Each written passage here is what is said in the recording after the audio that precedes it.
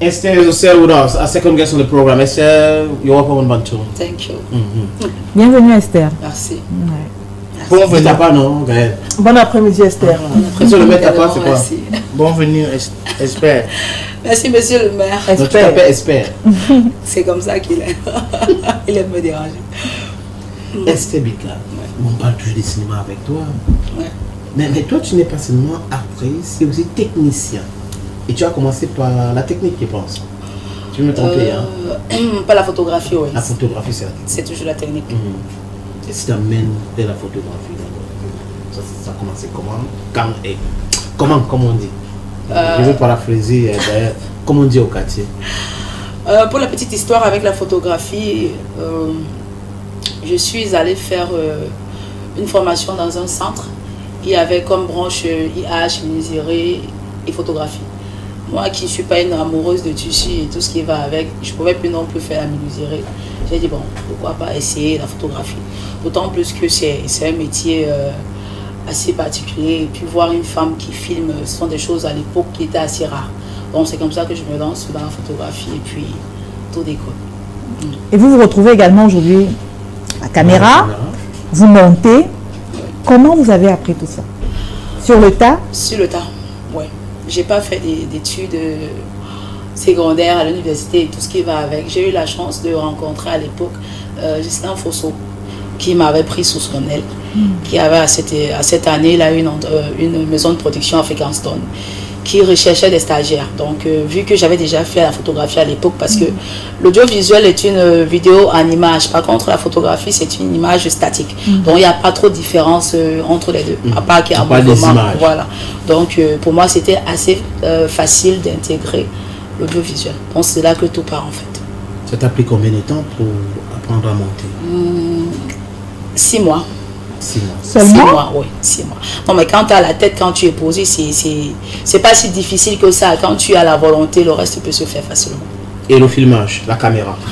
La caméra, la plupart du temps, souvent, je cadre pas. Je suis plus assise et puis je demande au cadreur d'exécuter les plans que je lui demande. Moi-même, je ne touche pas. Je demande de baisser la lumière, remonter. Si, je peux, bien sûr. Quand ça va pas moi-même. On a dit que l'apprentissage... Bon, l'apprentissage avec la caméra, je vais dire 1 an. 1 an. C'est toujours Ghislain Fosso. C'est toujours Ghislain Fosso. Et par moment aussi, j'avais d'autres personnes qui m'accompagnaient. Est-ce qu'il n'y avait pas de moment où tu disais, mais attends, moi, je ne vais pas faire ce truc-là. Moi, c'est bon pour moi le montage, la photographie, moi, Non, je voulais faire tout. Jusqu'à aujourd'hui, je vais continuer avec la 3D. L'audiovisuel est un monde tellement vaste que ça va d'échelon à échelon. Aujourd'hui, j'ai envie de faire des dessins animés, je fais à 3D, 4D. Voilà, je ne veux pas m'arrêter. Voilà. Et comment tu te retrouves dans le cinéma? Le cinéma, en fait, l'histoire part toujours de la photographie parce qu'à l'époque, quand l'établissement nous a envoyé faire des recouvrements dehors à l'extérieur, j'étais tombée sur des artistes qui prestaient sur scène. Ça fait mal que tu tombes sur les artistes? Non, en fait, pour moi... Il y avait quoi? Non, quand je dis tomber, c'est rencontrer, voilà. Pardon, excusez le terme. Bon, je rencontre... Non, je veux juste essayer pour le fond. Tu veux qu'on parle normalement, je veux parler normalement, non, oui. Tous, voilà. Donc, je rencontre des artistes qui sont en train de prester sur scène, J'ai dit, mais attends, comment est-ce qu'ils parviennent à donner du plaisir aux gens? Les gens applaudissent, ils sont heureux et tout. Heureusement pour moi, je me suis rapprochée d'un des artistes de ce jour-là. On échange et après il m'invite dans sa troupe. Quand il m'invite dans sa troupe, il me dit, mais chaque fois tu viens me regarder en train de travailler, pourquoi est-ce que tu n'essaierais pas le cinéma? Je commence à rire fort et que vraiment vos choses de théâtre là, c'est comme ça que j'appelais ça à l'époque. Vos choses de théâtre là, moi ça me tente. Il me dit non, essaye, tu vas voir. Bon, après chaque répétition, j'y allais, c'est comme ça que je commence à entrer dans la chose. On fait des mini-sketchs, on fait des films sans suite. On a commencé aussi à animer dans différentes radios les samedis et dimanches. C'est de là que l'amour part. Un matin, je suis là avec ma maman. À l'époque, M. Ebenezer lançait la série... Ebenezer Kepombia. Toujours. Encore lui. Oui, toujours. Il lançait la série Ennemi intime. Donc ma mère me dit, voilà, le casting va à Douala, parce qu'à l'époque, moi, je vivais sur Yaoundé avec ma famille. Je dis, maman, j'ai vu ça depuis des semaines, ça n'arrête pas de passer à l'écran et tout. Moi, j'avais peur de te demander la permission. Elle me dit, mais non, depuis tu me prends dans des taxis ici pour aller chaque fois aux pétitions, je ne sais pas ce que tu me ramènes. Va essayer là-bas. C'est comme ça, quand j'arrive, je suis là, je fais le casting. Heureusement pour moi, on était pratiquement 1000 personnes. Wow. On était 3 qui avons été retenus ce jour. Donc je commence avec Ebenezer, j'ai fait quelque chose comme 4 scènes. Et après, je me suis retrouvée chez Ghislain Fosso, toujours pas le lien d'un casting, qui me donne mon premier rôle à l'international, au-delà de tout soupçon. Wow. C'est de là que tout commence jusqu'à aujourd'hui. Vous êtes l'une des rares actrices à être naturelle. Ouais. Comment expliquer ça? Vous avez regardé ses cheveux. Elle est nappie. Elle est nappie. Elle n'a pas de maquillage. Elle n'a pas de faux cils. Elle n'a pas d'ongles. Je vous avoue, on reçoit beaucoup d'actrices ici. C'est la première fois. Ouais. C'est la toute première fois. Ouais. C'est mon Pourquoi, style son en fait. choix? C'est mon style, oui. J'aime pas les choses qui vont m'encombrer, voilà. Donc je peux me transformer sur les plateaux quand on me donne par exemple le rôle d'une femme d'entreprise ou tout ce qui va avec. Mais quand il s'agit d'être moi, je suis moi. Juste tout après le simplement. plateau là. Bah voilà, tu ça te débarrasses. chauffe, le maquillage qui donne les boutons, les ongles à un moment c'est douloureux. Donc j'essaye d'être moi en fait, tout simplement. Je suis comme ça. C'était un garçon manqué? Non, ça n'a rien à voir. Non, je vais dire. Oui, parce qu'on connaît ici avec nous. Elle s'est transformée entre temps. Elle était aussi comme ça, naturelle. Non, ça n'a rien à voir. Rien à voir. Rien à voir du tout. Je porte des Tu jouais au talons. football quand tu étais jeune? Je déteste d'abord le foot. Mais est-ce que vous n'avez pas peur qu'on ne vous donne pas certains rôles justement parce qu'on vous trouve trop naturel? Jusqu'ici, mon naturel m'a donné des gros contrats. Moi, je vais le dire. Voilà. Donc, mes cheveux naturels, ma peau noire, je gagne beaucoup. De nos jours, on voit assez d'actrices qui ne s'éclaircissent pas à la peau. Voilà, c'est assez rare de voir une fille de mon âge parce que je ne me suis jamais défrisé les cheveux. Aujourd'hui, j'ai 31 ans. Donc, pour moi, c'est toujours un waouh quand je vais passer des castings. Voilà. Beaucoup, même plus à l'extérieur, quand il y a des étrangers qui arrivent, on veut une femme africaine noire, tout de suite. Moi, j'ai apprécié ça. La Reine Blanche. Oui, la Reine Blanche, c'est jeu d'acteur avec. Oui, merci. Victoire. Merci beaucoup. Toi, tu entres dans la voiture avec moi. Après, tu le sors. Faut aller où? Il est déjà Tu te mets dans la voiture. Non, il n'a plus l'âge. Maintenant, on vise Charlie. Vous vivez comment? On vise Charlie, le nouveau millionnaire. Ah, ok. Voilà. Il n'a pas l'argent. Non, il n'a pas. On passe à autre chose, non. Qui aime la pauvreté? Personne. Voilà. Gaël adore. Oui, ta question, Gaël. Alors moi, avant qu'on ne regarde cette petite partie-là, je voulais te poser une question. Est-ce que le fait de gagner les contrats, parce que tu as dit tout à l'heure que gagner des contrats, peu importe qu'ils soient gros ou petits, c'était une question de chance. Qu'est-ce qui explique qu'une minorité de comédiens, parce qu'il faut dire aussi que beaucoup de contrats qu'on regarde sur la toile sont gagnés par les comédiens et les comédiennes, qu'est-ce qui explique que ce n'est qu'une minorité de comédiennes ou encore de comédiens qui réussissent à gagner les contrats? Parce qu'on a les mêmes têtes pratiquement sur divers contrats. En un seul mot, je vais dire c'est les clans. C'est les clans. De nos jours, c'est les clans. Oui. C'est arrivé chez vous là? Bah oui, c'est les clans. Et est-ce qu'on retrouve les clans où? Chez les comédiens ou bien dans les sociétés?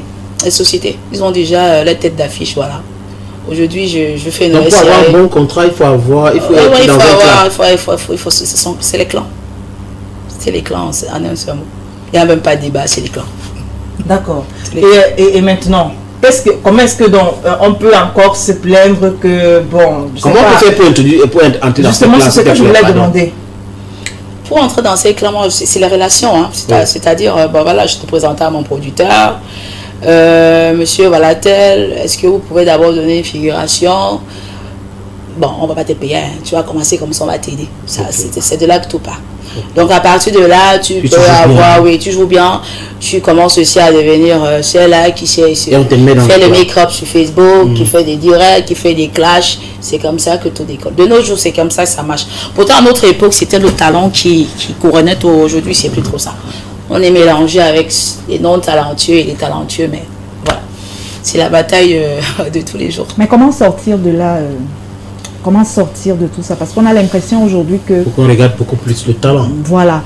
Comment revenir justement au talent plutôt qu'au make-up, au nombre de vues sur Facebook, etc. Moi, je ne pourrais vous répondre. Hein. Déjà, quand un producteur ou un réalisateur a sa série, c'est pas au cinéphile qui va venir demander que vous pensez que tel peut jouer dans mon film. Il a déjà sa petite idée. S'il dit que c'est elle qui va jouer, c'est elle qui va faire, tu n'es personne pour venir empêcher que son projet naisse. Donc, tout va partir des réalisateurs qu'il faudrait déjà qu'à la base, ils soient sérieux et qu'ils arrivent à distinguer les personnes talentueuses et les non talentueuses. Et est-ce que les réseaux sociaux aujourd'hui influencent cela? C'est-à-dire que si j'ai 1 million d'abonnés, 2 millions d'abonnés, et l'autre qui a, dit n'importe quoi, 3000 abonnés, est-ce que ça influence? Grave, beaucoup. Ça, il ne faut pas se mentir, énormément. Énormément, ça influence. Il y a des personnes qui ne sont pas trop réseaux sociaux, qui sont talentueux, voilà. On ne les voit pas. Il n'y a pas de visibilité. Bon, par contre, il y en a que, je ne vais pas citer les noms, les influenceurs, les influenceuses, nous tous on sait. Même si elle a jeté la cœur là, c'est des millions de vues et tout ça là. Donc les gens sont plus en train de suivre, je sais pas trop quoi, soit carrément la plastique, au lieu de regarder au fond ce que la personne peut dégager et pourquoi pas nous représenter à l'extérieur. Mais moi, je vais te poser la même question que j'ai posée à Clarisse tout à l'heure sur ce plateau. Est-ce qu'à un moment, vous ne vous dites pas que, c'est pas aussi une fixation sur toi, mais c'est que on a l'impression que vous êtes très nombreux à penser d'une façon par rapport à ces personnes-là dites influenceurs et influenceuses. Est-ce qu'à un moment, vous ne vous dites pas que bon, c'est le train de vie qu'on mène qui nous bloque? On a des artistes qu'on voit partout. C'est-à-dire que tu vas dans 10 bars ou encore tu es en train de passer 10 bars, tu les vois en train de boire des bières, alors qu'on a d'autres qui font tout pour maintenir leur image. Est-ce qu'à un moment, même quand on parle de clan, ce côté maintien de l'image-là ne joue pas en leur faveur? Est-ce que vous allez arrêter de vivre votre vie parce que vous êtes artiste? Moi, c'est une question que j'aimerais vous poser. Tu es artiste, tu as le droit de manger dans un bénétariat. Tu as le droit de demander de l'aide à quelqu'un. Tu as le droit de, je sais pas, de te mélanger à n'importe quelle classe sociale. Moi, par exemple, aujourd'hui, j'ai pas besoin de me vanter. Je suis une femme d'affaires. J'ai un club privé. J'ai mes bureaux. Je travaille pour une maison française. Je représente une marque à l'étranger. Mais les gens ne sont pas au courant. Mais ça n'empêche pas que je me mélange avec des gens. Je peux avoir tous des Brésiliennes qui existent sur cette terre, 500 millions. Je peux porter. J'ai 2 voitures à mon comptoir. Pourquoi est-ce que je ne pavane pas ça? J'ai pas besoin. Non, peut-être. Vous comprenez? Ce que je veux dire en fait, c'est que pourquoi est-ce que vous pensez que c'est parce qu'on est artiste il faudrait forcément qu'on soit toujours bien maquillé, bien habillé, qu'on trémousse la clé de la voiture, qu'on soit toujours à des directs, qu'on fasse des shootings dans des restaurants de luxe? Non, mais si c'est ça justement, oui, si c'est ça qui fait je sais pas, la force de ces personnes-là, ou encore qui attire les sociétés vers elles. Pourquoi est-ce que les autres, à un moment, ne peuvent pas suivre le rythme? Parce que là, on parle de suivre le mouvement. Vous pensez que c'est le volet qui a pris de l'ampleur? Vous pensez que c'est le fait qu'on fasse des jolis posts sur Facebook, qu'on fasse des directs et tout ça qui attire les sociétés? Non. Vous pensez que c'est ça? Pas forcément. Voilà. Mais c'est quand même un facteur à prendre en considération. Facteur quoi? Comment, numéro 1? Bon, pas forcément numéro 1, mais ça fait partie des facteurs à prendre en considération. Mais sachez que toutes ces personnes qui ont des vues et des millions sur Facebook, derrière, il y a une grosse, comment on dit ça, entreprise qui travaille. Moi, aujourd'hui, j'ai des personnes qui m'abordent pour me demander, je vais être ton manager. Tu as 6 000 abonnés, je publie rarement, en fait, même déjà sur Facebook. Tu as près de 6 000, 10 000 abonnés. Pourquoi est-ce que tu laisses l'argent se perdre comme ça? Je vais être ton manager, je vais essayer ça. Mais maintenant, je ne suis pas celle-là qui veut montrer aux gens que je suis comme ça. Mais quand tu es du genre à vouloir te faire voir, forcément, tu vas t'entourer d'un manager, d'un conseiller en vêtements, d'un ceci, de quelqu'un qui va aller de porte à porte. C'est contradictoire avec ce que tu as dit tout à l'heure. C'est-à-dire que tu nous as parlé tout à l'heure, constant, la technique, que ça évolue, n'est-ce pas? Il faut s'arrêter. Oui. Voilà, tu es parti de photographe, montage, vidéo, maintenant tu fais la 3D. Oui. Mais c'est dans ce monde aussi, c'est comme ça évolue, non? Ça change de façon de voir. Tu as commencé à l'époque où on faisait comme ça. Aujourd'hui, on est en train de faire comme ça. Pourquoi il ne faut pas que tu te réadaptes, update Ce que je voudrais que vous sachiez, c'est que tout le monde n'est pas réseaux sociaux. Voilà. Et moi, je voudrais c'est nécessaire, n'est-ce pas? Moi, je le dis clairement. Moi, je parle de mon cas. Moi, je suis pas réseaux sociaux. Nécessaire. C'est nécessaire. C'est nécessaire, mais c'est pas obligatoire. Moi, je vais le dire comme ça.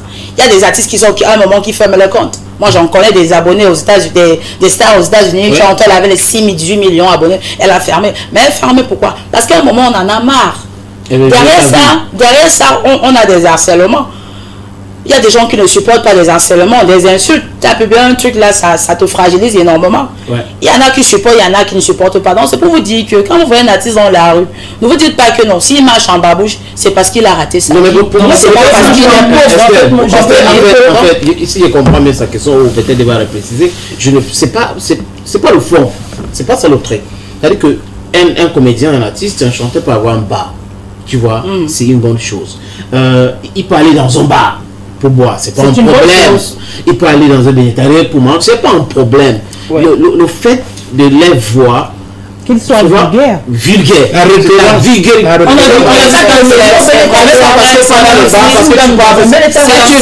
J'ai pris un exemple ici tout à l'heure quand Clarisse était là tout à l'heure, Diane Congo. Mais vous voyez les gens, ils arrivent dans un bar, il y a des enfants, des petits enfants. Les petits frères. Achète-moi, paye-moi 2 billets là-bas. Le gars a donné aujourd'hui. Dans le même bar, il vient voir un moment, s'il te plaît, il n'y a pas une bière pour moi. Est-ce que tu penses que les gens vont C'est-à-dire que vous êtes en train de voir un artiste qui est en train, vous lui demandez par exemple, ouais, artiste, c'est comment le gars, je suis en train de faire la photo. Ben oui, tu veux faire la photo avec toi, pardon, tu veux faire la photo, après tu te dis, tu n'as pas 500 là-bas pour que je paye le taxi. Bon, je pense qu'on les appelle souvent ceux-là, je comprends mieux, oui. Désolé tout à l'heure si je me suis un peu égarée. Ceux-là, je pense qu'on les appelle souvent des artistes en air. Parce que quand tu as déjà quand même un taux de notoriété, il y a des choses que tu ne peux plus te permettre. Ceux-là se cherchent encore. Tu ne veux pas ben moi, je n'en connais pas.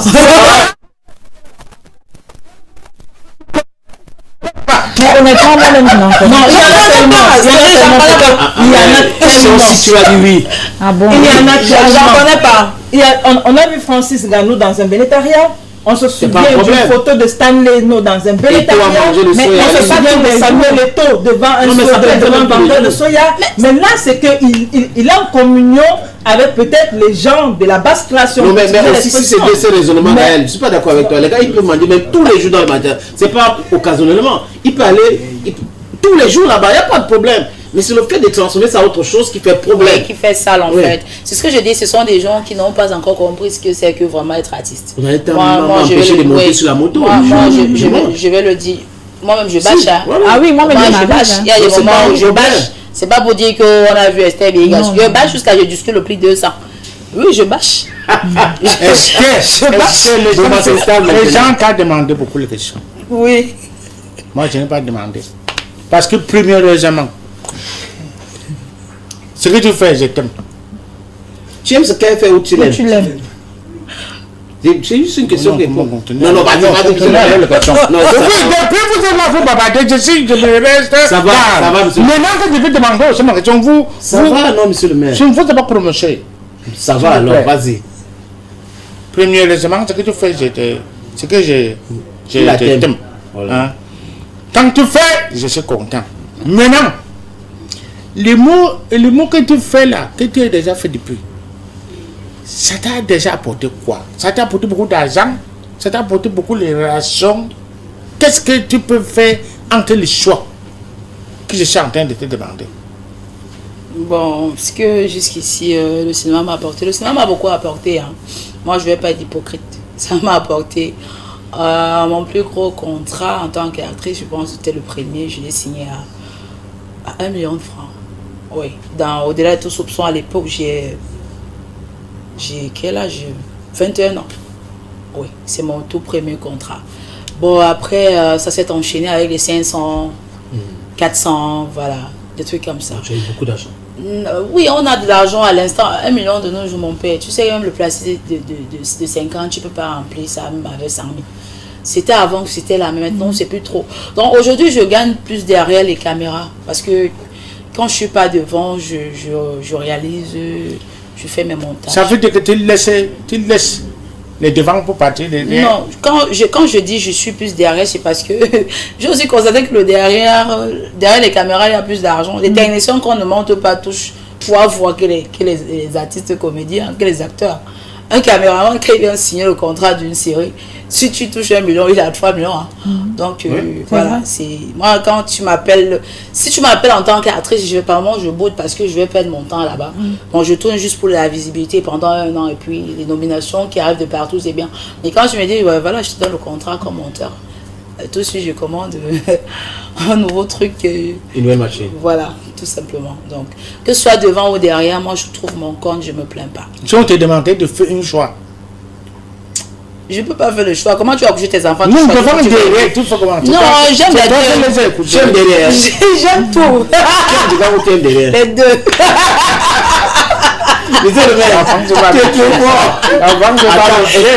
J'ai compris la question. J'aime être devant la caméra et derrière la caméra. Et après, j'ai dit que j'aime les deux. Enfin, tu vas me tuer. Laisse-moi pas. Essaye de regarder une autre vidéo. Je crois que c'est toujours la Reine Blanche. Ouais. Regardons ça, cette scène.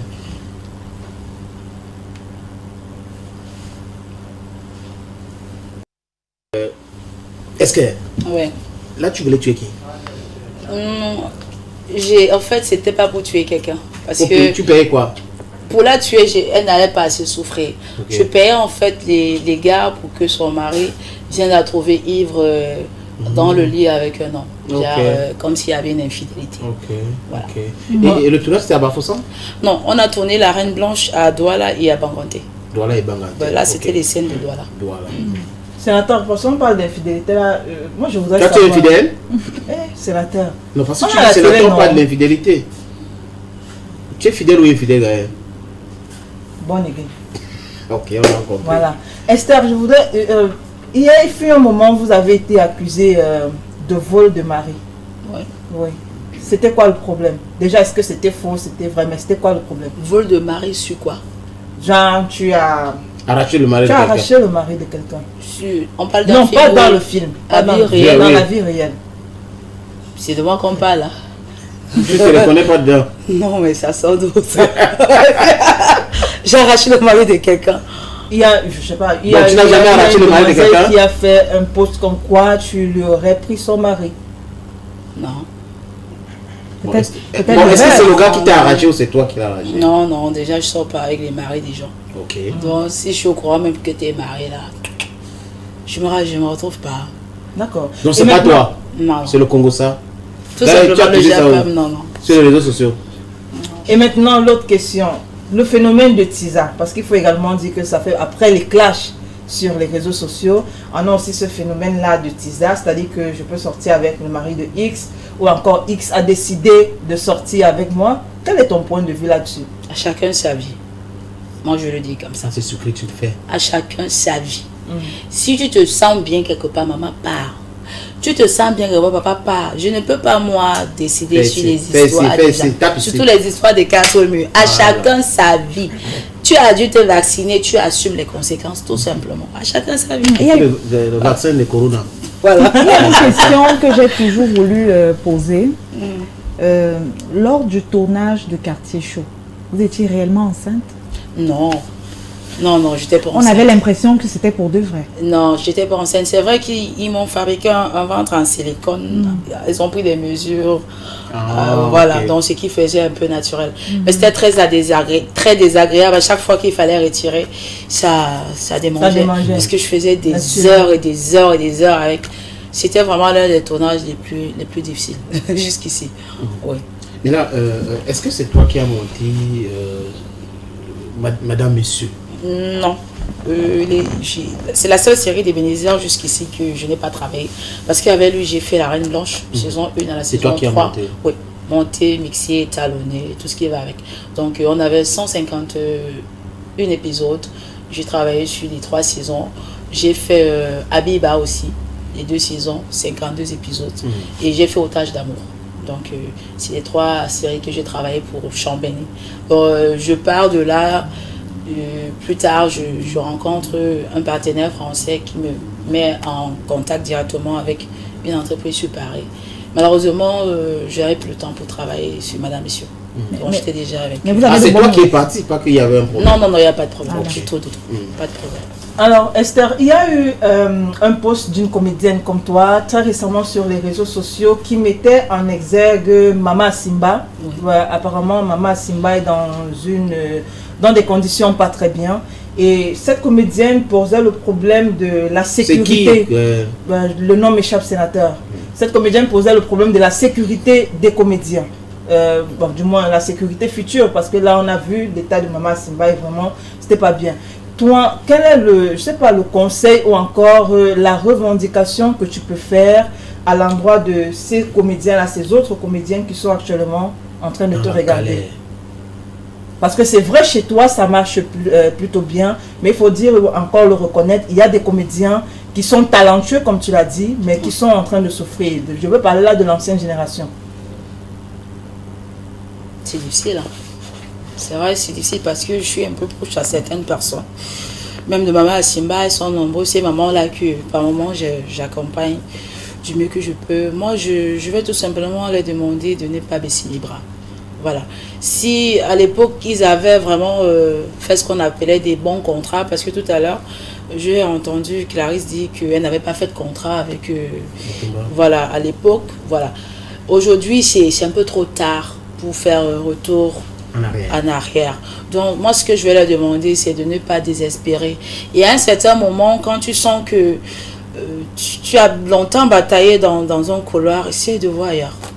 Moi, j'ai toujours conseillé à mes collègues que ne restez pas uniquement actrice, parce que les métiers du cinéma sont tellement vastes. On a besoin des maquilleuses, des restauratrices, des décoratrices, des scripts, tout ça. Mais tout le monde veut être star. Je suis actrice. Non, mais non. Si vous faisiez en même temps plusieurs métiers de cinéma, je vous assure qu'il y aurait vos fins du mois seraient sûrement bien chargés. Parce qu'il y a des mois où on t'appelle en tant qu'actrice, tu fais encore 3-4 mois sans tourner. Entre-temps, tu dois vivre. Tu dois vivre. Tu vois. Donc, qu'on ne soit pas seulement focalisé sur l'actorat. L'actorat, c'est bien beau, mais derrière aussi, le cinéma, il y a d'autres métiers. Regardons ces bandes annonces. Voilà. Tu vas nous dire où et quand est-ce que tu as tourné ça? J'ai ma cliente parmi vos détenus. Normalement, elle devrait déjà être libérée. Je suis accusée de meurtre avec préméditation. À te voir, on ne peut pas l'imaginer. C'était un accident. C'était un accident. Ici, vous êtes en enfer. Et je ne serai pas responsable des casses. J'ai tué mon mari. Angèle. Cette place est réservée. J'ai dit debout. Elle a été battue. Mais s'il te plaît, fais-moi sortir d'ici. Je ne supporte plus vivre dans cet endroit. Il n'y a pas de souci à se faire. Je vais te sortir d'ici très bientôt. Tu as osé toucher une des miennes. J'ai été poli. Ferme ta petite bouche de pute là. Toi et moi, nous n'avions jamais eu de réelle confrontation. Nous ne sommes rien. Ici, je suis... Montage Esther Biga. Parle de ce projet. Réalisation, production Esther Biga. Lion d'Acier, c'est mon dernier bébé en tant que productrice et réalisatrice. Je l'ai tourné en 2019. Je savais que jusqu'ici, je n'ai pas encore pu le vendre. Les acteurs se plaignent, ils m'engueulent tous les jours. Je vais citer ici Clarisse qui me dit, tu me bloques mon talent, parce qu'elle a vraiment bien travaillé dans ce projet. Donc pour la petite histoire, Lion d'Acier, c'est un film de femme incarcérée en prison. Voilà, donc une femme qui a des disputes dans son foyer avec son mari, et pendant qu'ils sont en train de se disputer, il tombe et fait un AVC. Elle va en prison, et là, une fois en prison, elle se retrouve dans un monde qu'elle n'avait jamais imaginé. Donc c'est un peu ça que parle Lion d'Acier. Donc aujourd'hui, Dieu merci, il est en VOD sur Air France. Les gens regardent, mais je n'ai pas encore donné ça dans une chaîne de télévision. J'attends encore une bonne offre. Et je pense relancer la com, parce que les gens n'ont pas bien vu ça dernièrement. Oui. Tout le monde me demande. C'est la première fois que je voilà. ça. Donc je vais relancer une com, peut-être par Cinéma Eden bientôt, pour que les gens découvrent en fait ce joie. Je vais citer quelques noms. Et tu vas me dire ce que tu penses de cette personne. Ghislaine Fotso. Mon ex-mari, oui.